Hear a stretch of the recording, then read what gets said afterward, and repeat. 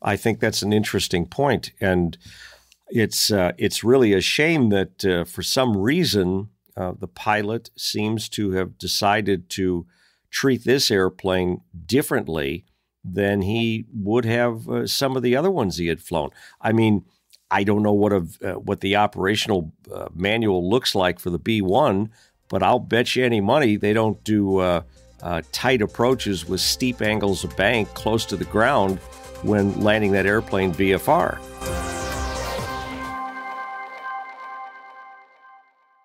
Hello again, and welcome to the Aviation News Talk podcast. I'm Max Trescott, and this is our weekly show dedicated to just about everything general aviation, such as news and safety tips for pilots and student pilots like you. Today's show is a safety moment episode with Rob Mark, who will help us sort out just what went wrong when an Air Force pilot crashed a Cirrus SR22 and died in the traffic pattern, landing at his home airport at Stinson Municipal in San Antonio, Texas. If you're listening to us for the first time, let me ask you to touch the subscribe button on whatever app you're using so that new shows will be downloaded each week for free onto your smartphone. Regular listeners already know that I specialize in Cirrus aircraft like the SR20, SR22, and SF-50 Vision Jet. So if you're thinking someday you might want to buy one of these aircraft or you just like some training in one, please call me today. Just pick up the phone, free consultation, possibly a free demo flight.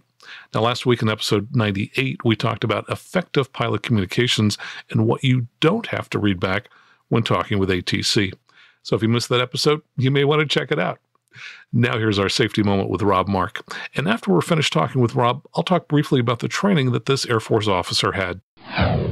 And to help us here today, we're talking with Rob Mark. Now, Rob is uniquely qualified to help. He is the senior editor for Flying Magazine, and he runs the JetWhine blog at JetWhine.com. And he's also one of the few people in the world who's worked as both an air traffic controller and an airline pilot. Rob, thank you for joining me today.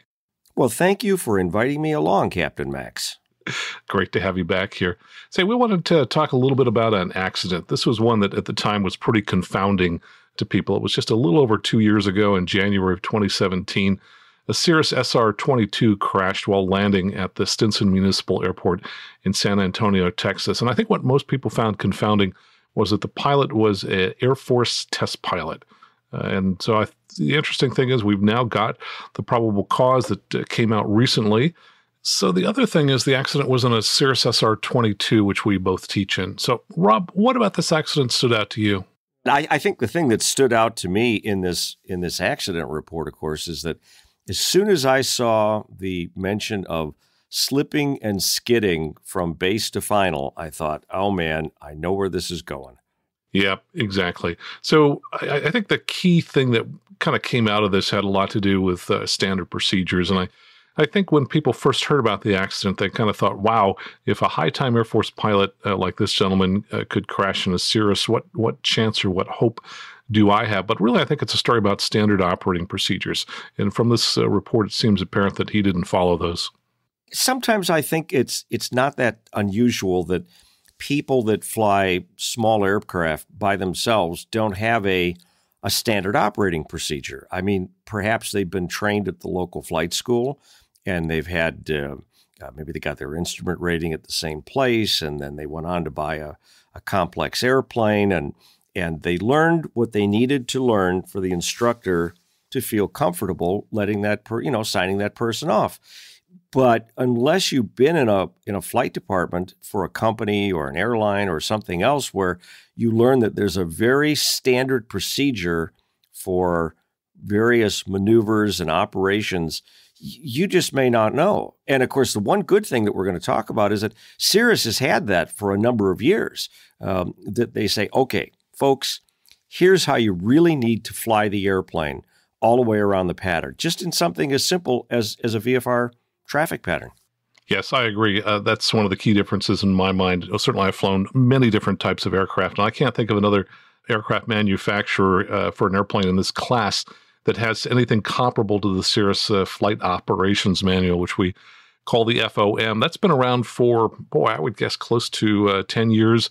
Initially, it was available in PDF form, And now there's a interactive form, which is available as an app for the iPad.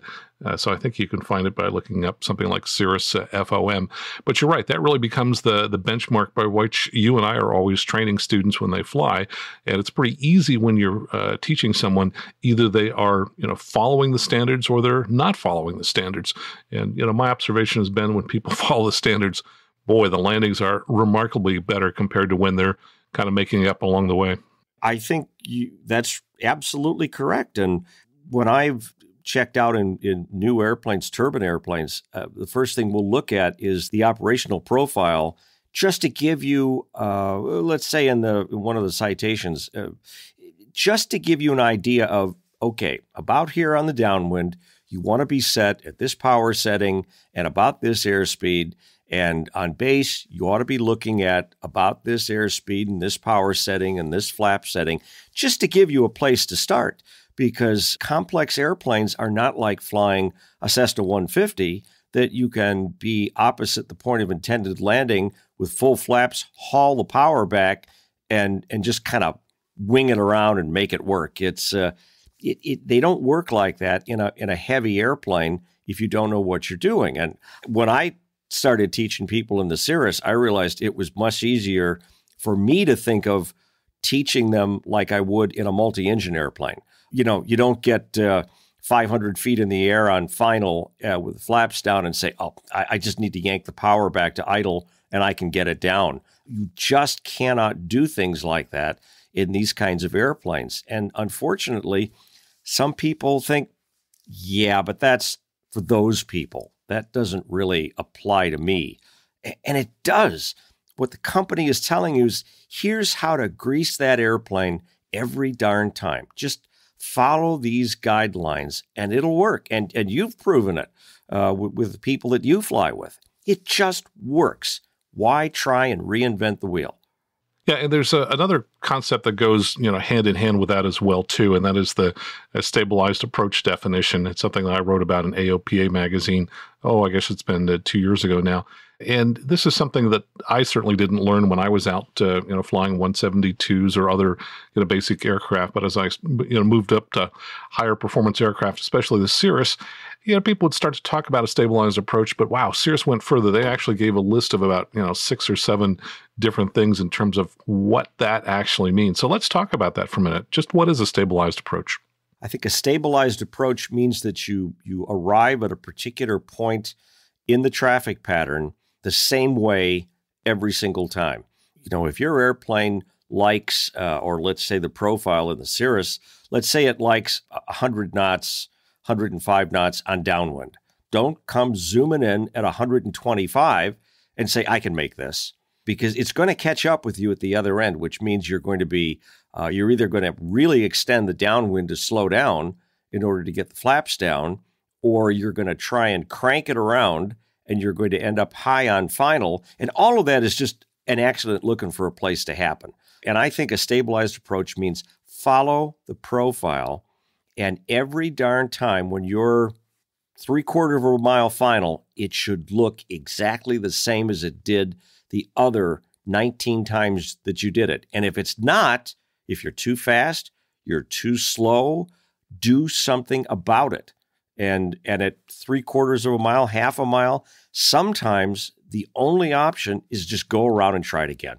Yeah, I agree. I think a good approach starts on the downwind, both being at the proper airspeed, being at the proper altitude. The Cirrus definition is all about the final. So it basically says that your approach is considered stabilized when all of the following criteria are achieved by 500 feet AGL, which implies you're on final. And they are proper airspeed, correct flight path, correct aircraft configuration for phase of flight, appropriate power setting for aircraft configuration. I see people who are high and they just yank the power back, and that's not going to be stabilized. Also, normal angle and rate of descent. Normal rate of descent is probably going to be 500-600 feet per minute. If you yank the power and you're doing 800-900 feet per minute, that is not stabilized. And then they say only minor corrections are required to correct deviations. And they say a go-around must be executed if the above conditions are not met and the aircraft is not stabilized by 500 feet AGL. Makes sense to me. And when I watch somebody that's new to, well, let's say a Cirrus, because we're talking about that, and they're just gradually bringing the power back from that, say, that half-mile point to touchdown, and they're just about rotating as the power comes back to idle, and it goes, and I go, man, this pilot's got it. They really do. But I flew with somebody about 2 months ago, and he was high, and he was close in on base leg, and the first thing he did is he tried to crank it in and said, "Oh, I'm high," and he yanked the power back, and I said, no, we're not doing this, man. And we poured the coals to it. We went straight ahead on the base leg because we weren't going to hit anybody, but I said, we're going to go around and do this the right way. But I think what's interesting, though, is to be able to sit down later on the ground and say, okay, what did you see going on there? What did you think of that pattern, or the second one, or the fourth one, or whatever? What did you feel? And it's amazing. Most people will tell you, well, I knew it wasn't good. I knew it wasn't right, but I can make this work. And really, and what makes any of us think we're so damn good that we can pull it out? Look at this pilot in the Cirrus that we're talking about today. Yeah, certainly he's as qualified in some respect as anybody flying a Cirrus. Well, let's talk about the standard landing pattern. I pulled up the diagram that is in the FOM, and it's pretty straightforward. It essentially says that when you're on downwind, you should be at 100 knots on the downwind. And when you're abeam the numbers, you should be at 100 knots and 50% flaps, at which point you're going to start to descend. And they even give power settings for different models, the SR20, the SR22, the SR22 Turbo. And they say that on downwind, when you pull the power, you're going to be about 12 inches of manifold pressure. Sometimes I find it's closer to 11. But yeah, if you're substantially off that, for example, I see people at 9 inches of manifold pressure or 10, their speeds are going to be low, or they're going to be dropping at a higher rate. And then on base, after the base turn, you're looking to be at 90 knots and 100% flaps. And then finally on final, after you've made the turn, you should be at 80 knots in the SR22. And then the short field speed may be a couple knots slower than that, depending upon the particular model of the Cirrus. And I got to tell you, when people fly those numbers, I know that they really know how to operate the airplane. They know how much power needs to be set. If the power's wrong, it's almost impossible to fly these numbers. I think the runway was 3-2 that he was landing on, and it said the wind was out of the northeast on the ground. It wasn't terribly strong, maybe 10 knots. But it made me think that when he made that turn from base to final, he most likely had a tailwind behind him. And that, of course, is going to increase his ground speed, which says, oh, my gosh, I've got to get this thing cranked in, or I'm going to fly past the center line. And that's where they get you. And it's, like I said, it almost got me a few months ago. And luckily, I was smart enough to say, I've got to keep the ball in the center. But boy, if you get sloppy on one of those turns where you've got to add a lot of bank to make the runway and the ball's not in the center and it goes, boop, we're done. Yep. Well, let's talk a little bit about the pilot's background, because I think that's really what caught people's attention initially. You want to tell folks a little bit about the pilot? Well, the major obviously had been in the Air Force for a while to have acquired the rank of major. He had been flying for probably 10 years. During his career, he attended the test pilot school at Edwards Air Force Base, and at the time of the accident, he was in the middle of learning to be a T-38 instructor at Joint Base San Antonio. And again, T-38 is a very slick airplane. That's why they, do the advanced turbine training with the military in that airplane. Of course, too, he also flew the B-1, which is a supersonic airplane. And so the man had a fair amount of time. Let's look at the numbers here. Almost 2,600 hours flying in the military in some pretty fast airplanes. Yes, and it says that the vast majority of his time was actually in the supersonic B-1, so 2,270 hours. He had a FAA commercial pilot certificate. I don't think the NTSB had his logbook available, but he had, I think they had listed 145 hours filling in time. I bet it's higher than that. Interestingly, he and a partner had purchased that aircraft, which was a 2004 SR22, about 6 months before the crash.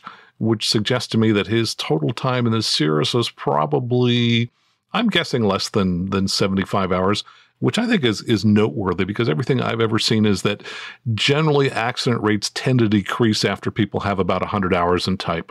I think that's an interesting point, and it's really a shame that for some reason the pilot seems to have decided to treat this airplane differently than he would have some of the other ones he had flown. I mean, I don't know what the operational manual looks like for the B-1, but I'll bet you any money they don't do tight approaches with steep angles of bank close to the ground when landing that airplane VFR. No, certainly not. But, I think that there may be a sense that some pilots have who fly, larger airplanes that, this little airplane stuff is easy by comparison, and you don't have to give it quite as much attention. Certainly, I read it from time to time of airline pilots who've been brought along with pilots to pick up the new airplane that they just purchased and fly it across the country. And, some of these people end up dying in those accidents. And I don't think they really fully realize that, yes, it is a smaller airplane. Yes, in many respects, it's less complicated, and it can kill you just as fast as a big airplane. Oh, boy, that's an interesting phrase you use there. I remember early on when I was a flight instructor, I said something to somebody in a 150 about you need to respect this airplane. I mean, it doesn't weigh very much. You and I can pick it up and push it around to tie it down. But if you don't treat this airplane with respect, it will kill you. It will take your life. And boy, did I get yelled at by the chief pilot, because he said, you can't talk to people like that. And I said, okay, maybe my tone wasn't. He said, no, you don't need to talk to them about hurting themselves at all. We don't want to hear any of that kind of talk. And I said, but people need to realize that's the case. I mean, they don't tell you that when you buy a Lamborghini. They just say, well, we assume you have a driver's license and you know how to handle it and don't hurt yourself. But airplanes are different. We're operating in 3 dimensions, and we're often taking people with us. And I honestly just cannot imagine not making people aware of that. But again, going back to your earlier discussion about standardization, I have seen this with other people that fly jets. It's happened to me. You get very used to flying a big airplane a certain way, but we're always flying very stabilized approaches. And then you get in a little airplane and you go, well, this is different. It's just a little airplane. I mean, I can crank this little baby around and make it do what I want it to do. Bad idea, really bad idea. And I think remembering that gets harder and harder the older you get and the more hours you accumulate. You and I have both been flying for over 40 years, and we both have thousands of hours. I have to constantly remind myself that, just because this is something that you consider you're professional at, you have to act professionally every single moment when you're flying these airplanes. Very interesting discussion for another time alone is, what is the definition of professional? Some people think that the simplistic definition is, well, that means you're getting paid to fly. And I think you and I both know that ain't the case. And I think this is an absolutely perfect example of someone that unfortunately was not flying very professionally this day. So let's talk a little bit about the actual flight itself. It was a remarkably short flight from San Antonio International Airport down to SSF, which is a Stinson field. According to the NTSB report, it says that the flight departed San Antonio at 15:33, and then they were in contact with the destination tower just 3 minutes later, and notifying him that the flight was now 8 miles north of the airport. So these two airports are really close together.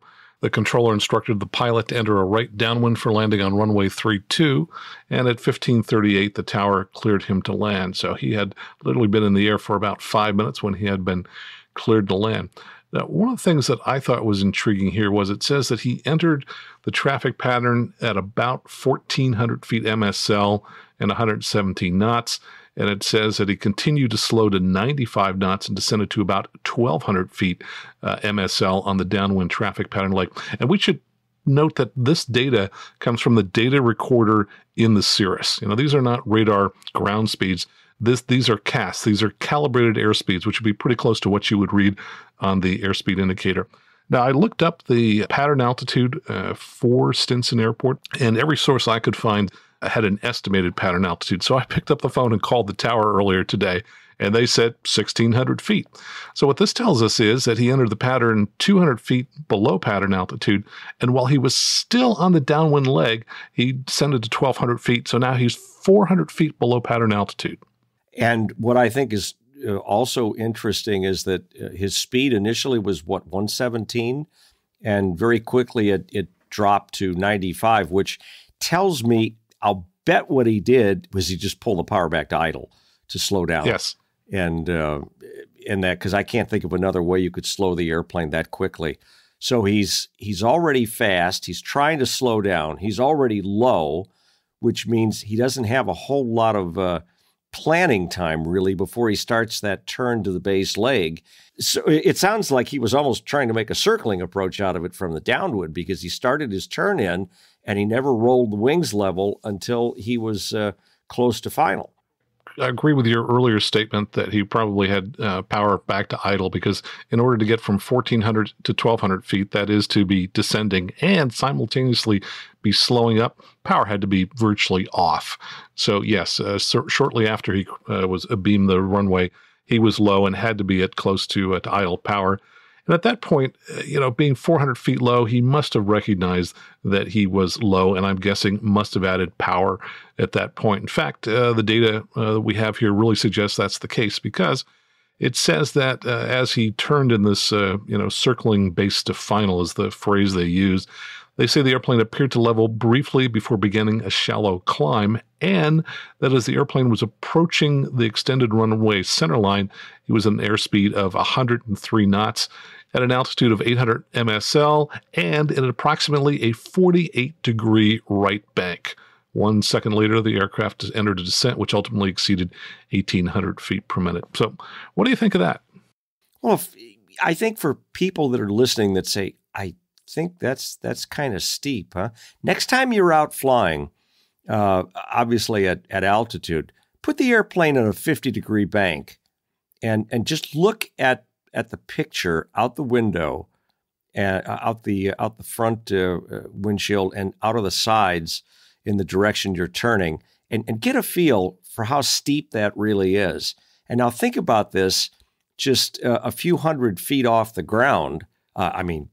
I think relatively, and then you exceed the critical angle of attack for that airspeed and that angle of bank, and the airplane probably flipped upside down. And when you're going down, it's all over. And I just pulled up the data here. The field elevation at Stinson is 577 feet. So if he was approaching the extended centerline at 796, he was just barely 200 feet above the ground at a bank angle of 48 degrees. Now, I got to tell you, I always tell my clients to maintain their bank angles to 30 degrees and to not exceed that. And the reason is that in a 30-degree bank, your stall speed barely increases. I think it goes up maybe about 7%. But then as you start to get close to 45 degrees, the stall speed starts to increase a little bit more dramatically. Now, I suspect that he probably had this steep bank because he must have realized that he was about to overshoot the center line. You and I talked earlier, he clearly had a tailwind on base, an 18-knot tailwind according to the METARs for the airport at that time, and it's possible that the wind was slightly stronger at altitude. But on base, he was at 103 knots with an 18-knot tailwind, which means that he was doing a ground speed of about 120 knots on the base. So that's going to require a pretty large turn radius, which means it would be easy to overshoot the turn to final and decide, oh, well, fix that. I'll just go really steep in the bank. Now, I recently came across a formula, which I had never seen before, which says that our turn radius increases by the square of the airspeed. So if you look at typical base for a Cirrus would be 90 knots. If you're 10 knots faster at 100 knots, that's going to be roughly 10, 11% faster. You square that, now you've got a turn radius that's about 21% larger. And then, of course, with the tailwind, that's just going to make that turn even larger. So he may have underestimated just how much turning room he needed to join the final.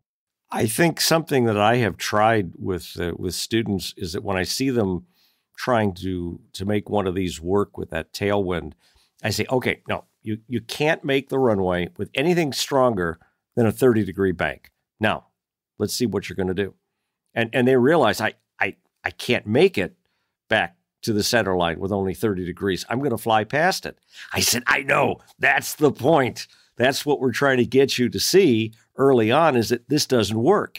You've either got to be further away from the airport on the downwind, or maybe you need to be on the other side of the airport and make a left turn in so that you have a headwind when you turn base, and it actually slows you down, which means your turn radius to final won't be near as bad as it would, or as difficult as it would be if you were coming from the other way. You're the pilot. You make the decision based on the situation. It would have been a no-brainer at this airport for the pilot to say, you know what, if we can we just make a left turn into the runway, and because I'm a little fast and I'm a little low. And I doubt seriously any controller would have said no if they didn't have conflicting traffic. But then we've got one issue that gets us all is our ego, which says, I can handle this.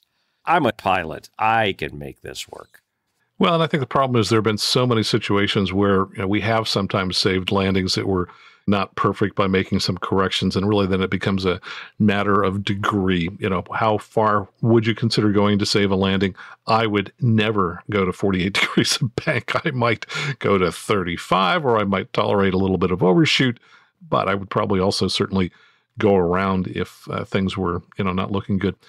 One of the things I've noticed when flying Cirrus is that there is a pitch attitude that's appropriate for every phase of flight. And when you are abeam the numbers and descending, your nose is pitched down quite a bit. After you turn base, when you add flaps, the nose is going to pitch up again, and you're going to be almost level. And so it requires pushing forward with a fair amount of force to get the nose back down. I always trim in the traffic pattern. So when I add flaps abeam the numbers, I'm trimming forward. After I'm on base and I add more flaps, I trim forward again. Now, he was at a higher speed, which means that when you add flaps, you're actually going to get a little bit of altitude rise and pitch up. It doesn't say exactly how much he was pitched up here, but it did say that he was in a climb. And I remember from a seminar that I attended, sometime in the last year, that we'd had a couple Cirrus accidents where on base, both accident pilots had been pitched up, one I think as much as about 5 degrees. Now, I don't know if this is the case with this particular aircraft, but that's where he started to exceed the critical angle of attack. The nose was clearly pitched up way too high for this approach. Well, I think an important aspect of flying any airplane is realizing that an airplane doesn't stall in a turn just because it turns. You've got to load the wing up. I mean, if you make a 50-degree bank in the traffic pattern, but you push the nose down so that the wing doesn't load up, you're going to speed up. There's no doubt about that. And your rate of descent is going to go up incredibly, but the wing won't stall. And it's the fact that we often, not we, but people will often make that steep turn, but they say, I've got to keep the nose up because I don't want to get too fast. And that's when the wing says, oh, I've got to work a little harder. And now you're going to throw in maybe some incorrect rudder in there too. And the wing says, I don't know what I'm doing, man. I'm done. And that's what gets them. But again, what you said about the flaps, you can't consider yourself an experienced pilot in a Cirrus if when you go for that notch of flaps, your thumb isn't already trying to trim nose down. You don't need to wait for the airplane to pitch up. You should know it's coming, and it should be a very smooth maneuver. That's, at least to me, how I know somebody's really starting to feel the airplane. Now, here's one other piece of information. As the pilot was approaching the extended center line, it said lateral accelerations began to increase and reach 0.49 Gs. The lateral acceleration varied between 0.37 Gs and 0.62 Gs for the remainder of the data set. And essentially what they're saying is, sounds like the pilot was using left rudder input, and the report says that this resulted in uncoordinated flight condition of the airplane. So not only were we pitching up too high while being low to the ground, so we couldn't necessarily, lower the nose much, but we were also uncoordinated. I mean, to me, this sounds like a perfect combination. We've got a steep bank angle, we've raised the stall speed, the nose is pitched up close to the critical angle, and we're uncoordinated. If you stall and you're uncoordinated, that's pretty good formula for a spin. Well, and what people don't remember is the early days. Did you have to spin your airplane for your instructor rating? Yes, absolutely. It's still required these days for the instructor rating. But when I was working on my commercial, I remember being, I don't know how the discussion came along, but we were training at a 150, and somehow I let the instructor know that I was worried about spinning the airplane. He said, "You seem a little uncomfortable when you're in some of these stalls and steep turns." And I said, "Well, I'm afraid I'm going to spin the airplane and I won't know what to do." He said, "Have you ever done it?" I said, "No." So we went up to altitude in the 150 and tried some. And it was, get the power back. And just before the airplane stalls, you add rudder one way or another. And it says, "Oh, you want to turn while we stall." And voila, you're in a spin. And then he taught me spin recovery. And then we went back up another time and he said, "Let's get sloppy. Let's do some sloppy turns from base to final with the flaps down." And when the first time I saw that airplane roll over on its back, it happened so quickly. It was amazing. I got better at recovering because, and of course it cured my fear because now I knew what I was up against. But I always remembered that, and I thought, boy, if that had happened to me at 300 feet off the ground somehow, I'd have been dead. And people seem to keep proving that what he showed me that day still works. And there's a part of the report here that says the witnesses reported that they stated that the airplane wings were totally vertical before it nosed over and descended toward the ground. A second witness also reported that the airplane wings were nearly vertical before it descended below the tree line. He added that the engine sounded fine. That's just such a shame because that's telling us that we probably have this one right. It was a stall spin. And I don't know why we all seem to think that new airplanes are spin-proof or stall resistant, or you still have to fly the airplane and you still need to know the limitations of the airplane. The one problem we face is we don't have a good way to demonstrate a stall spin to somebody and say, "You see what you just did?" Now imagine that at 300 feet, the way the instructor showed me a long time ago in the 150 that we did at altitude. And I said, whoa. That's why people are doing upset prevention and recovery training these days in big airplanes, because there are an awful lot of pilots out there that know how to fly straight and level and in certain angles of bank. But if unusual situations occur, especially close to the ground, they don't know what to do. And I'm not blaming them because they've never really been trained outside of a tiny little box of, if you fly in here, it's okay. And when it gets out there, it's more challenging. Well, it certainly goes back to some of the basics in terms of, stick and rudder skills. When you're in the turn, it's got to be a coordinated turn. I have a student pilot who I was teaching recently. I had been teaching him slips, and he kind of caught me by surprise when he started to do a slip during a turn. I thought, well, wait a minute, I don't think that's really a good idea. Let's save those slips when we're on final and straight and narrow. But, an even better way to avoid having to do a slip is just to be at the right altitude at every point in the traffic pattern. It's gotten so I can tell pretty quickly, usually before we even turn base, whether we're going to be high or low. And my kind of simple rules of thumb, at least at my home airport, are that for an 800-foot traffic pattern, which we have, I'm going to have to lose really 100 feet before I turn base, and I better show up on final somewhere around 500 feet.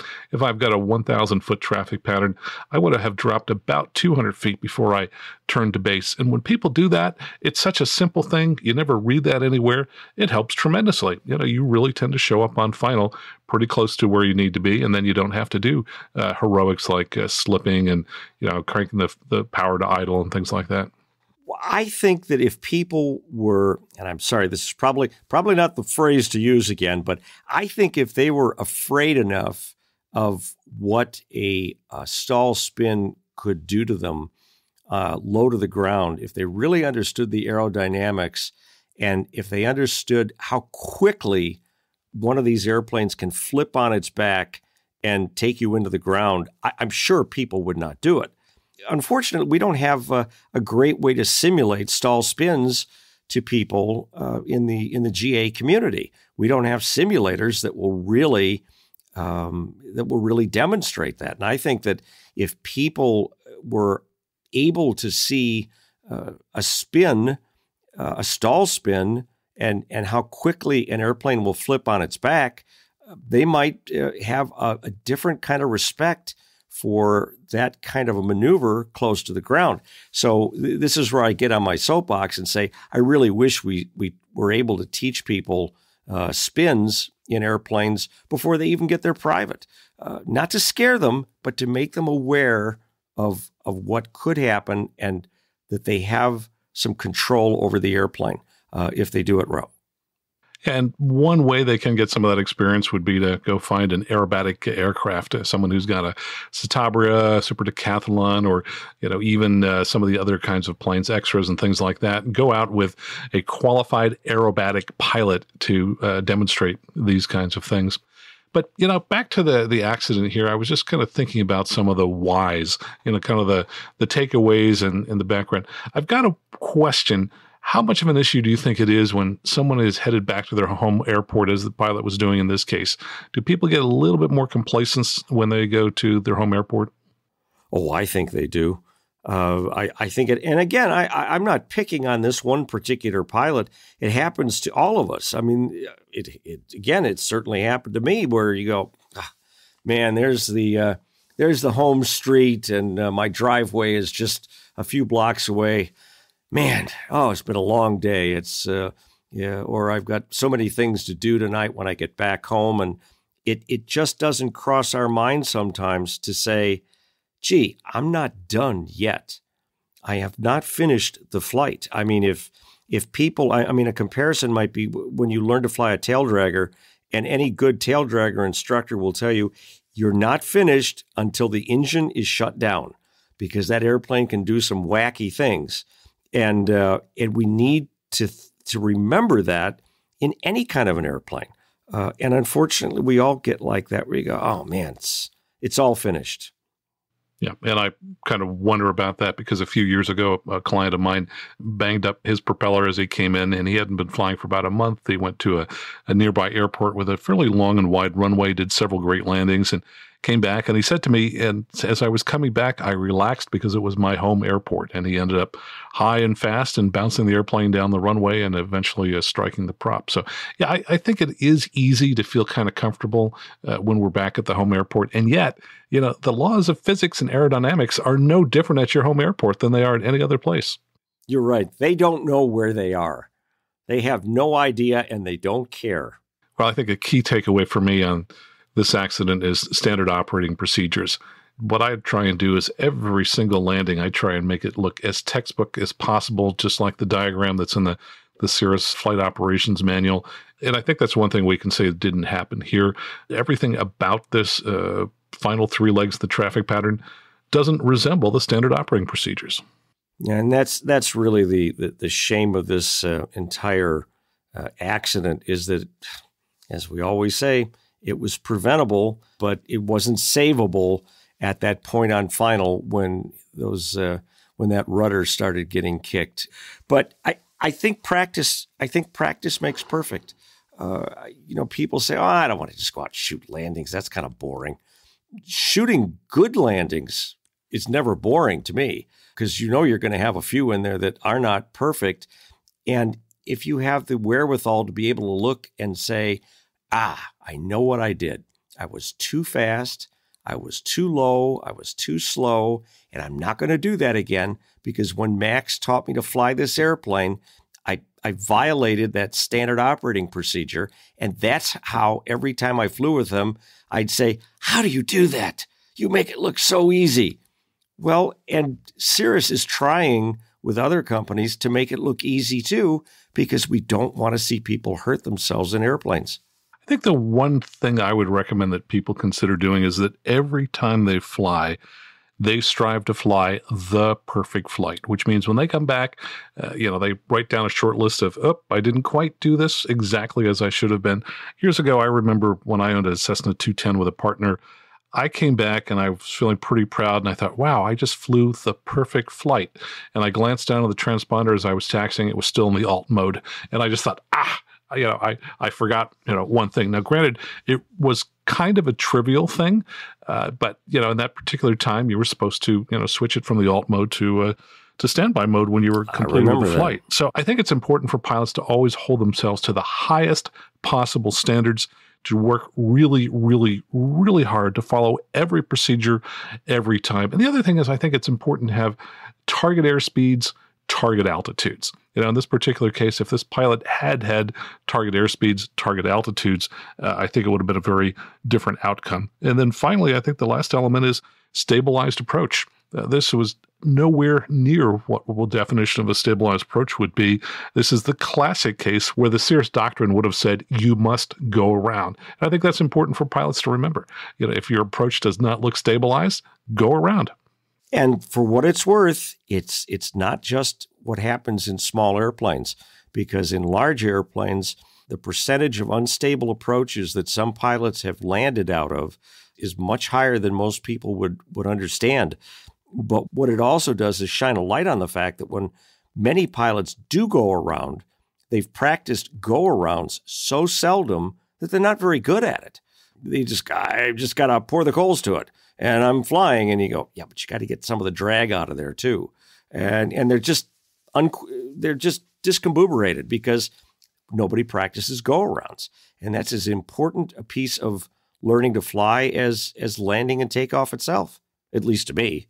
Yes, I totally agree. And I think that's one of the things I want to commit myself to doing is make sure that I include more go-arounds when I'm with clients, whether they've got their private or they're a student pilot. And I'm reminded of something that surprised me at the time, but now totally makes sense to me. An airline pilot told me one time, Max, you would be surprised at every time we have to do a go-around, we always muck it up in some way. He said that it's just complicated enough and we do it just rarely enough that we never quite get it exactly correctly. Now, obviously, if a single mistake killed pilots, we would all be dead. You and I wouldn't be sitting here talking. There are lots of mistakes that pilots can make that aren't fatal. But it's just incredibly important to practice these procedures such as go-arounds because not every landing is meant to be. If the landing is just not meant to be, go around. That goes back to some of that ego stuff I think we talked about before, which is, oh man, if people see me going around, they're going to know I didn't know what I was doing. And I think what we should take away from this too is that you don't need to have a flight review in order to go practice some of this stuff. If you want to go spin an airplane, if you're afraid of it, you've never experienced it before, as you said, go find somebody that has an aerobatic airplane, let them show you what the airplane is doing and how to recover. If your landings are not the way they should be, go fly with an instructor. Say, hey, I just would like someone to look over my shoulder and my landings, I've been having trouble with them. See if you can help me pick out what I'm doing wrong. Or, you know what? I haven't done a go around in so long. I don't even know if I remember what to do. And go practice those. Because again, what we always say is practice really does make much. I don't think perfect is the word, but I think practice makes you a lot better. Yeah, there's no question. I was thinking about my time in the simulator last fall, getting my Cirrus Vision Jet rating, and there's no question practicing for when to pull the cap's parachute. Wow, I was just, it happened so quickly that afterwards I just kind of thought, wow, did I make the right decision? And the answer was yes.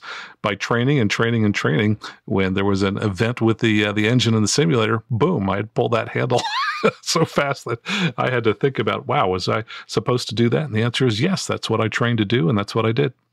That's right. The airplane can be fixed, but people, not so much sometimes. Not so much. Well, Rob, thanks so much for working with me today to kind of sort through this particular accident. Hopefully this is the kind of information that will help somebody out there save their life someday.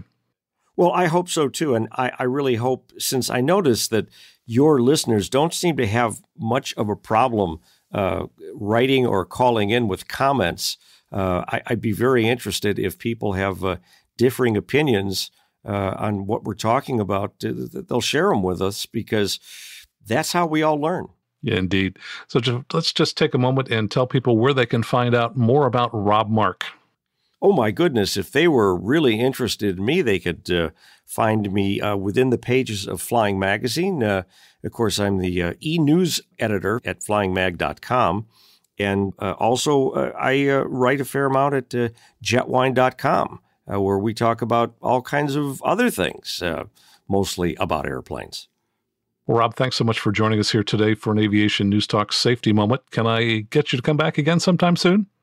Sure, and I promise I'll let you talk more. We're so happy to have you on the show today. Thanks so much. Thank you. And thank you for having me, Max.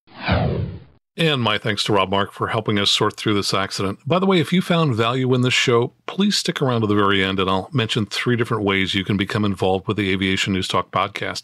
Now, over the weekend, I talked with a listener who's an Air Force commander, and he told me that they have a culture where at their weekly meetings, pilots stand up and talk about the mistakes they've made. And I know he's talked about this particular accident with his pilots. I asked about the training that the accident pilot would have had. He said that all pilot candidates are pre-screened in a 40-day program using the Diamond DA-20, and that U.S. Air Force Academy cadets are screened in a different program in Colorado Springs using the Cirrus SR20. He said that candidates attend a year-long program that includes intensive ground training on a variety of topics. They also get 26 weeks and 125 hours of basic flying fundamentals in the T-6 Texan, and then another 26 weeks and 135 hours of advanced training in either the T-38, which, by the way, was the aircraft our accident pilot was becoming trained to become an instructor in when he died, or in the T-1 for pilots who will go on to fly heavy aircraft. Just 6 months before this crash, the accident pilot had completed U.S. Air Force Test Pilot School at Edwards Air Force Base. Now, coincidentally, I just heard an interview with an Air Force captain who talked in great detail about the training that Air Force pilots receive, and you can hear that interview on Simple Flight Radio at simpleflight.net.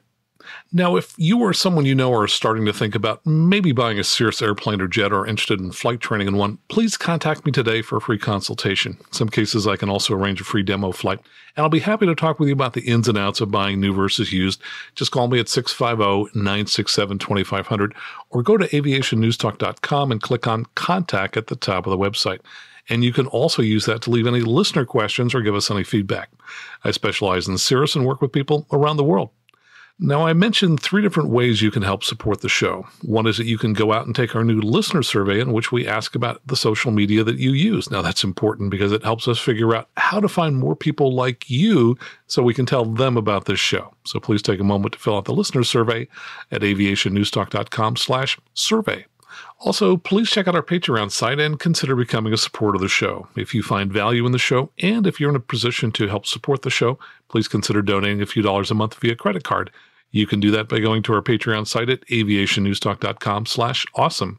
And finally, please take a moment to tell your aviation friends about how they can get the Aviation News Talk podcast. And lots of them aren't going to know what a podcast is, so just send them out to the Apple App Store or the Google Play Store to download our dedicated Aviation News Talk app for iOS and Android. In the App Store, just search for Aviation News Talk. And of course, the apps are free. So until next time, fly safely, have fun, and keep the blue side up.